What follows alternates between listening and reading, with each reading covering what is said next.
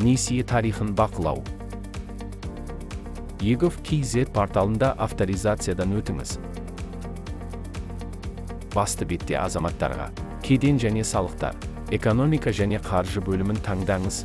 Қызметтер тізімінен Credit Control несие тарихын бақылау, мониторинг қызметін таңдаңыз және онлайн сұрау батырмасы бойынша өтіңіз.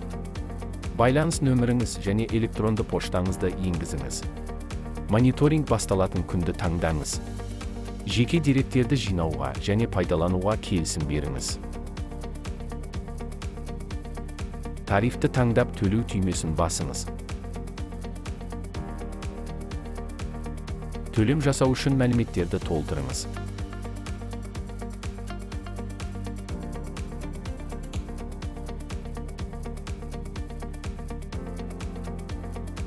Өтінімге қол қоюдың қолжетімді әдістерінің бірімен қол қойыңыз.